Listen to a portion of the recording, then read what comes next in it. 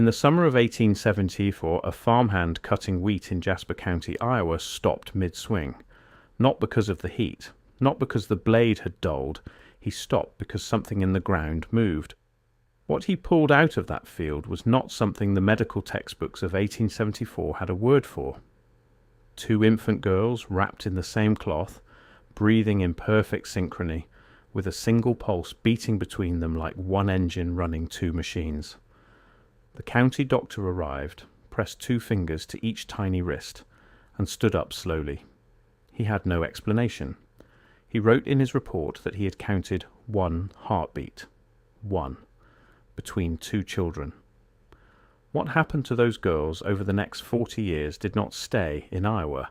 It travelled into courtrooms, into the offices of railroad magnates, into federal hearings, into the earliest recorded debates about what a human body is worth as an economic unit. I have to pause here for a second, because what I just described, that is one case from a much larger pattern. There are 35 documented cases in a document I put together. Different cities, different decades, different types of evidence. Every single one follows the same sequence: discovered, documented, acquired, disappeared. I could not fit all of it into a video. It's in the pinned comment below. Find it before we continue. The twins from the wheat field became the accidental centerpiece of a legal and financial argument that shaped how America priced labor, insured lives, and defined personhood under capitalism.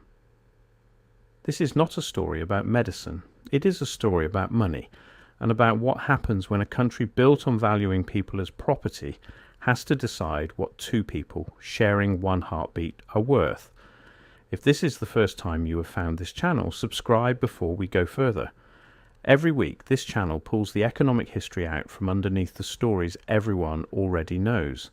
The stuff that textbooks skip because it makes the machinery of American capitalism look exactly like what it was. Jasper County in 1874 was a county in the business of wheat, and wheat does not stop for the extraordinary.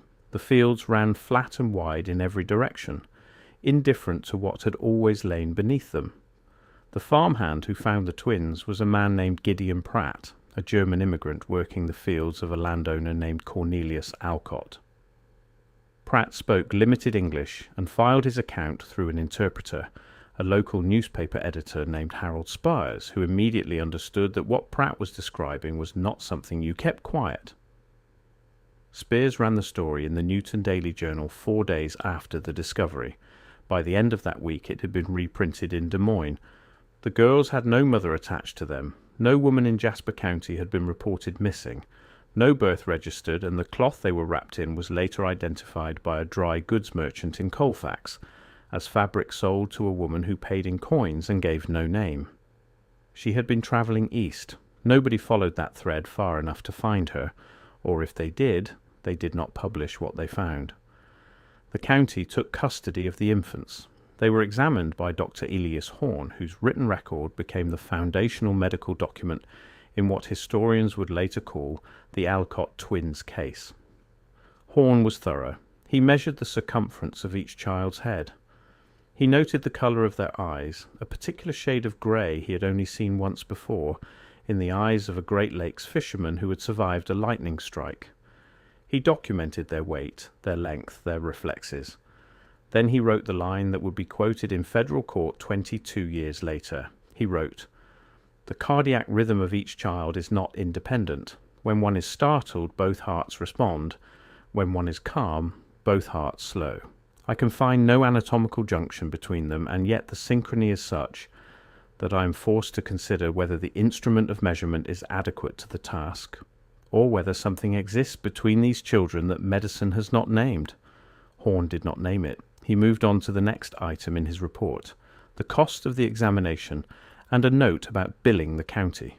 The girls were placed with the Alcott family, not by formal adoption, but by practical arrangement. Cornelius Alcott had the largest house in the area, and his wife, Margaret, had recently lost her 3rd child in infancy and was in the opinion of everyone around her in need of something to care for.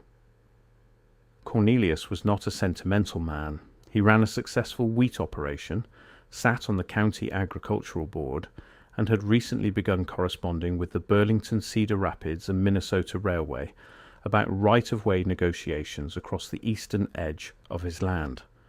He agreed to take the twins because Margaret asked him to, and because Horn suggested, in the careful language of a man who knows how to speak to wealthy landowners, that raising foundlings of documented medical interest generated goodwill with state institutions.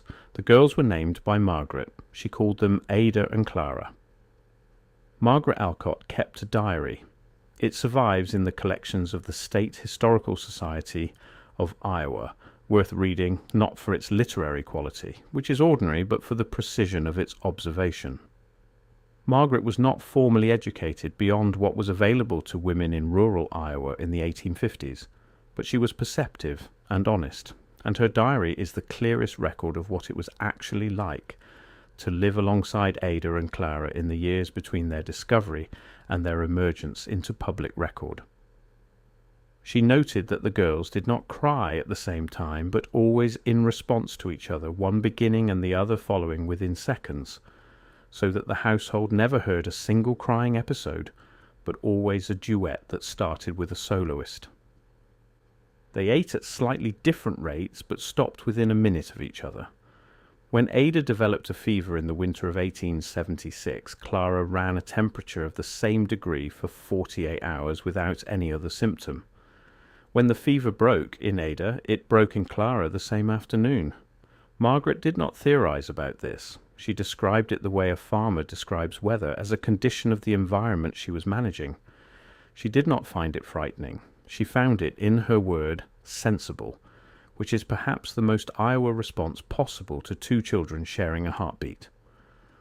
Cornelius Alcott found it useful, not immediately and not overtly. The record shows that by 1879, when Ada and Clara were approximately 5 years old, Alcott had begun mentioning them in his railway correspondence in ways that were not strictly relevant to right-of-way negotiations. He mentioned them the way a man mentions a possession he believes may one day be worth more than its assessed value. The railway came to Jasper County in the early 1880s, and with it came the kinds of men who travelled ahead of capital to smooth its passage. Not engineers or labourers, lawyers and assessors and financial representatives who moved through small counties offering money that looked enormous from the ground level and was, from the perspective of the companies offering it, a rounding error in a quarterly report. One of these men was named Frederick Lowell Stain. Stain was a contract attorney for the Cedar Rapids and Missouri River Railroad, with an unusual sideline.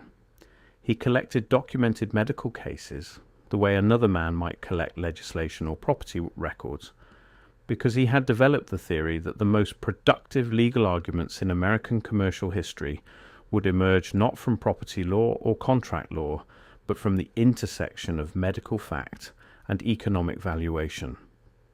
Stain heard about the Alcott twins through the railway correspondence. He wrote to Cornelius Alcott in 1882 and arrived in Newton the following spring. What Stain saw when he met Ada and Clara was not what he had expected. He had expected the theatrical version of conjoined twins, the only version most Americans had encountered through circus advertising and sensational newspaper coverage. What he found instead were two separate children, physically distinct, unconnected by any visible anatomy, who moved through the world in a coordination so precise it was disorienting to watch. They did not mirror each other. They complemented each other, the way two musicians each play an independent part that only makes full sense when heard together. Stain spent 3 days in Newton. He paid Horn to read the original examination report.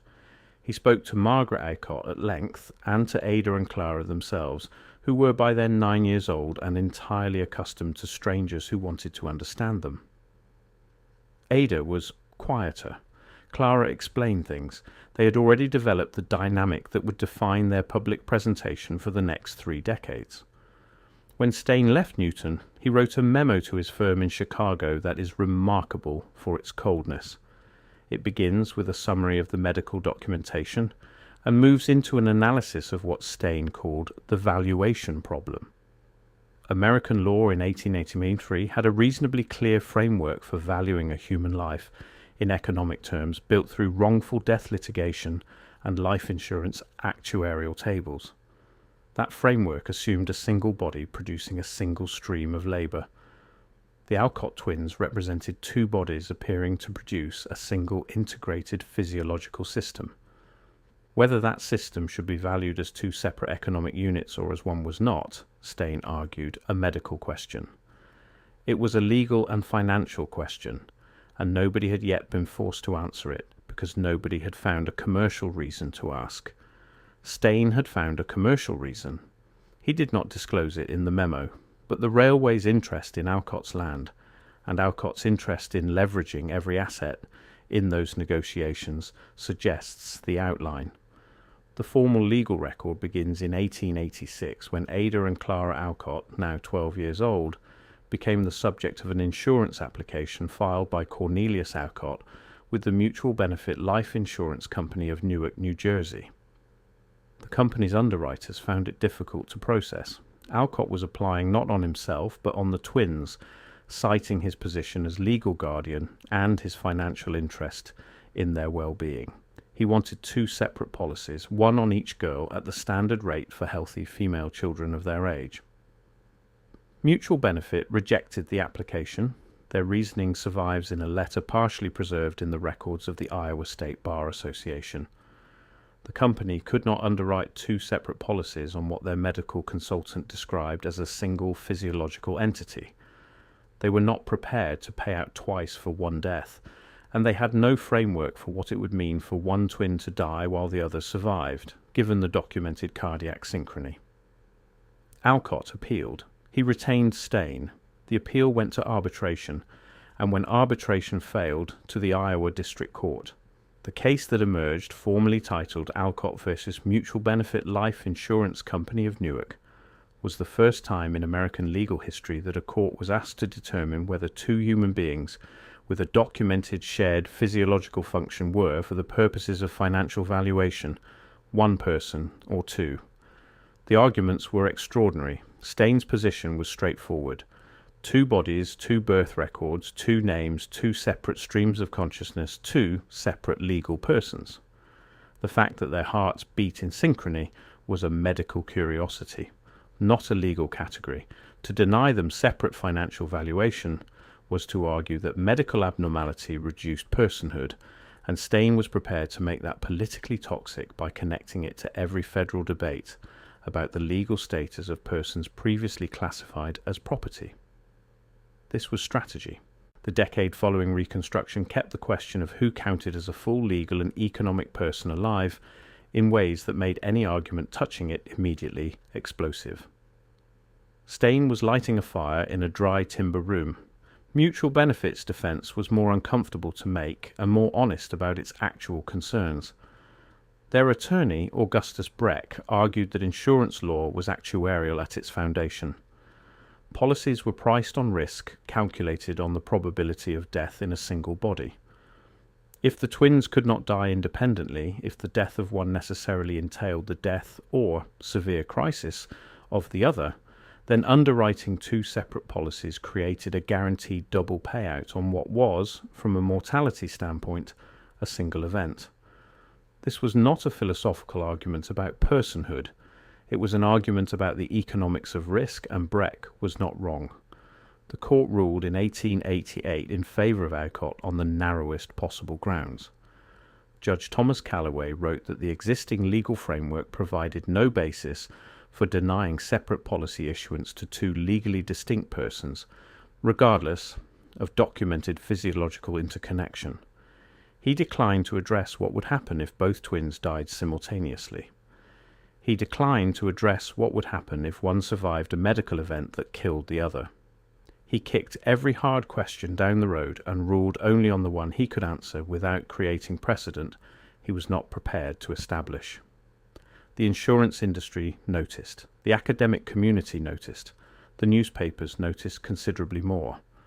By 1890, Ada and Clara Alcott were 16 years old and aware, with a clarity unusual in teenagers of any era, that they had become an argument. Not a sideshow act, though there had been approaches of that kind, all refused by Cornelius Alcott for reasons mixing genuine protective instinct with an accurate assessment that their value was higher in legal proceedings than on a touring circuit. They had become the living evidence in a debate about what American capitalism would do.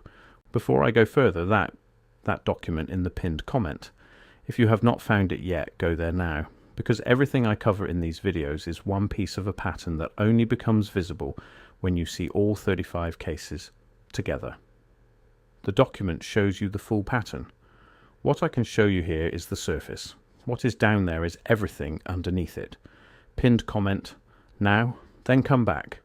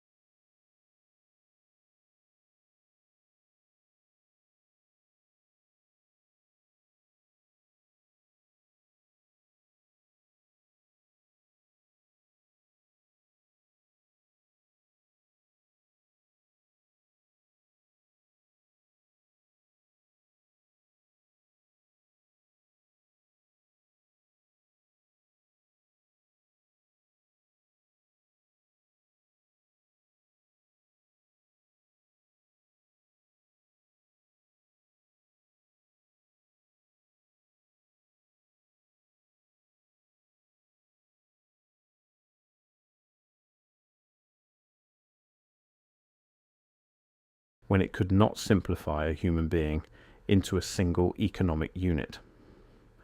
Margaret Alcott had died in 1889.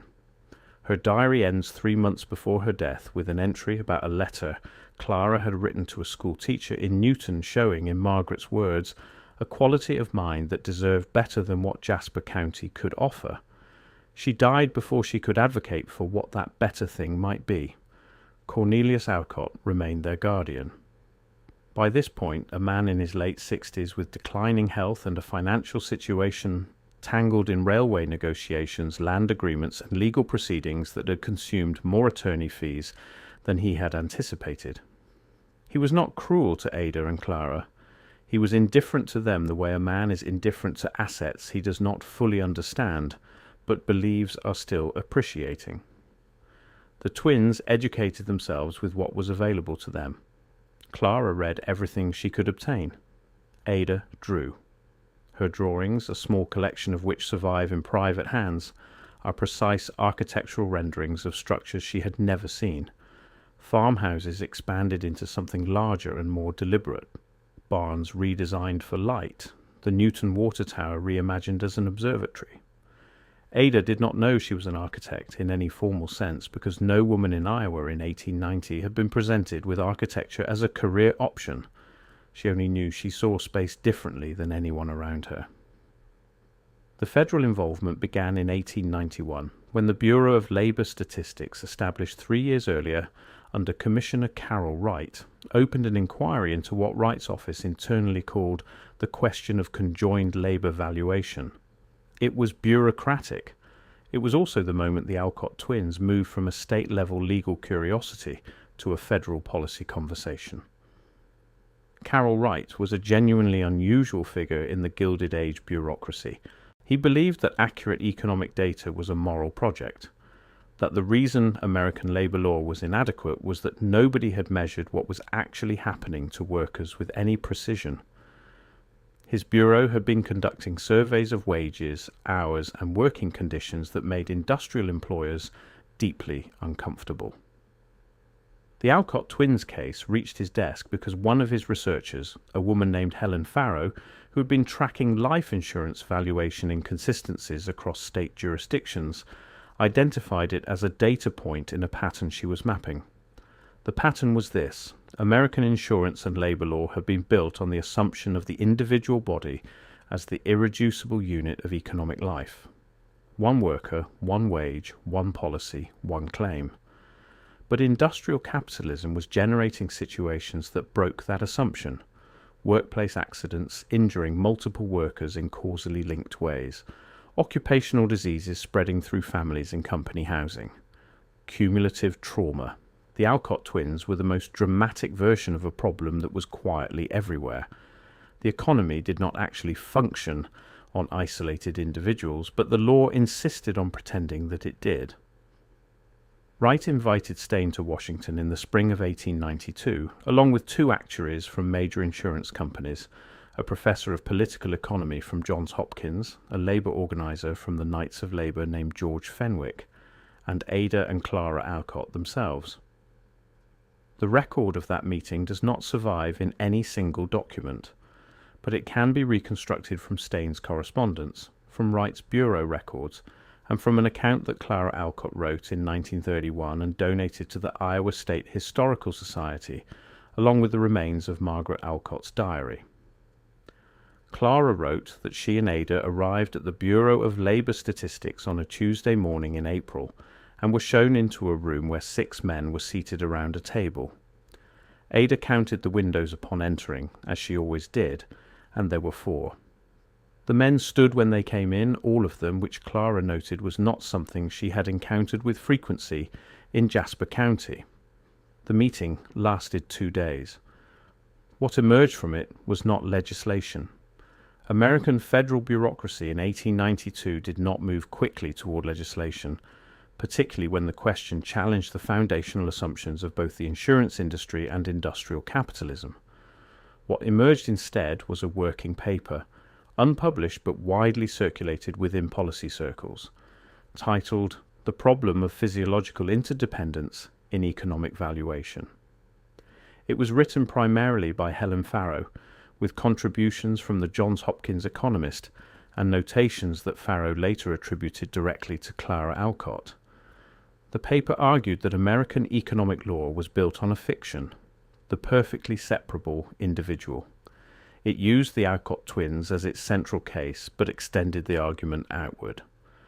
Mining families showed occupational lung disease moving through 3 generations in patterns that looked, economically, more like a single injury than 3 separate ones. Factory data showed injuries to one worker predictably increasing injury rates among workers adjacent to them on the line, creating what Farrow called cascading economic events that the law treats as coincidental. The legal insistence on individual units of economic life was not a neutral description of how the economy worked. It was a policy choice that transferred the costs of interdependence onto workers while reserving the benefits for capital. The paper was not published in Carol Wright's bureau reports. It circulated in manuscript form. Frederick Steyn had a copy. George Fenwick of the Knights of Labour had a copy. Within a decade, elements of its argument appeared in labour organising materials and early progressive policy papers, feeding eventually into the academic work that would inform the New Deal regulatory framework 4 decades later. Ada and Clara Alcott returned to Iowa. What happened to Ada and Clara after Washington is the part of this story that the economic historians who discovered the Alcott case in the 1970s found most difficult to integrate into a clean narrative arc. The expected trajectory would have them becoming advocates, entering public life, continuing to participate in the policy arguments their existence had catalyzed. That did not happen. Or rather, it happened in a quieter way than the story's drama suggests it should have. Cornelius Alcott died in 1894. He left the farm to a nephew. His will included a provision for Ada and Clara, legally awkward enough to generate one final round of litigation over whether a bequest could be divided equally between 2 beneficiaries who, for insurance purposes, had been ruled separate persons, but whom Alcott had referred to in the singular as the twins, being in my estimation one household. The Iowa probate court split the bequest equally. The lawyer charged both halves separately for his services. Ada and Clara were 20 years old. They had no parents, a modest inheritance, and a national profile built entirely around their utility to other people's arguments. Clara, as Margaret Alcott had intuited, had a quality of mind that needed more than Jasper County. She used her share of the inheritance to enroll in a correspondence program through the University of Chicago, which had opened in 1890 with a stated commitment to admitting women.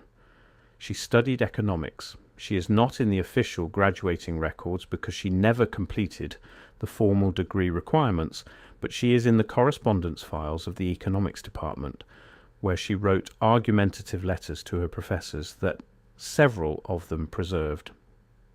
One of these professors, Lawrence Veblen, the younger brother of Thorstein Veblen, wrote back to Clara in 1897, acknowledging in his opening paragraph that he had assumed her letters were written by a man because the precision of the argument exceeded what he had been conditioned to expect from female correspondence. He wrote that he was aware this was not a compliment, and included it because he thought she deserved to know exactly what barrier she had already cleared. The rest of the letter engaged with her argument in full. Clara's argument was that the economic treatment of the Alcott twins case had misframed the central question entirely. Economists and lawyers had asked, are these two people one economic unit or two? Clara argued that was the wrong question. The right question was, why does the economy require people to be units at all? That question, in those exact words, appears in Thorstein Veblen's published work in 1899. No citation, no acknowledgement.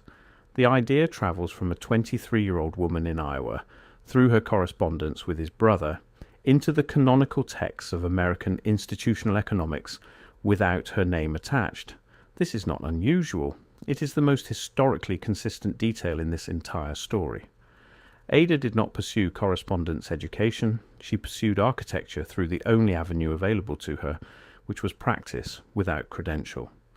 She began by redesigning the farmhouse she and Clara were renting after Cornelius Alcott's death, not cosmetically, but structurally, working with a local carpenter named James Olert, who understood immediately that her drawings were better than anything he had worked from before.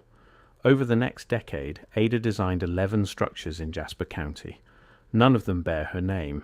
They bear Olert's name because Olert pulled the permits and signed the contracts, and Ada was a woman without a license in a field that did not issue licenses to women. 7 of those structures still stand. Architectural historians note a distinctive approach to interior light unusual for Iowa vernacular construction of the period, a spatial deliberateness that one historian described as anticipating principles that would not become standard in American residential design until the 1920s. The sisters lived together until 1908. The separation, when it came, was not medical. It was geographic. Clara accepted a position in Chicago with a settlement house organization in the orbit of Hull House, working on economic research that Jane Addams's circle was using to build the case for labor legislation. Ada stayed in Iowa and continued to design buildings built under other people's names. They wrote to each other twice a week until they died. The cardiac synchrony, Dr. Horn's single heartbeat, does not appear again in any medical record after their childhood. Whether it persisted into adulthood, whether it changed when they separated by hundreds of miles, whether instruments more sensitive than 1074 Iowa possessed might have found it still running, none of that is documented. Clara wrote about it exactly once, in a letter to Ada in 1919, now in a private collection. She wrote, "I have been thinking about what Horn wrote, the one heartbeat. I think he was measuring something real. I think the instrument was adequate. I think the thing he found without a name is the same thing that the economists have been failing to name since the beginning, which is that no one has ever actually had just one heartbeat. The idea of the individual heartbeat is the fiction. We were just the version of it they could see." The academic rediscovery of the Alcott twins case came in 1974, 100 years after Gideon Pratt stopped cutting wheat. Patricia Sorensen, a historian at the University of Iowa, found Helen Farrow's unpublished paper in the Bureau's archival holdings. Farrow's paper led her to the Alcott versus Mutual Benefit court records. Those records led her to Margaret Alcott's diary at the State Historical Society. The diary led her to Clara's correspondence with the University of Chicago Economics Department, and that correspondence led her to the letter from Lawrence Veblen. Sorensen published a paper in 1976 in the Journal of Economic History titled The Alcott Twins and the Problem of Economic Individuation, 1874-1908. It is considered a foundational document in the historiography of progressive-era labour economics and has been cited several hundred times. It attributes Thorstein Veblen's framing of the unit problem to Clara Alcott without hesitation, calling it one of the cleaner cases of unattributed intellectual appropriation in the history of American economics. Sorensen was an unsparing writer. Ada Alcott died in Newton, Iowa in 1941. She was 67 years old. Clara Alcott died in Chicago 6 hours later. No official cause was documented for this timing.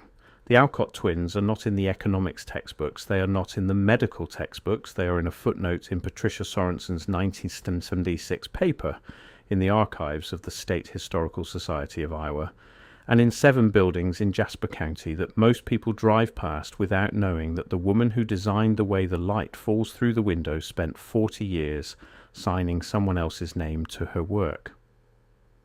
The single heartbeat that Elias Horn counted in 1874 is the kind of detail history stores in its attic and does not bring back down until someone is looking for something else entirely.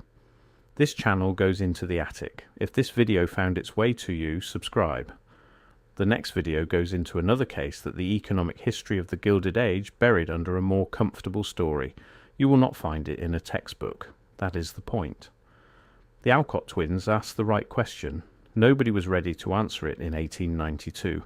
The argument about whether the economy can survive its own fiction of the isolated individual is not resolved. It is ongoing. It is the argument underneath most of what you read in the financial news every week, wearing different clothes. Clara knew that. She wrote it in a letter in 1919 and nobody put her name on it for 55 years. Now you know it.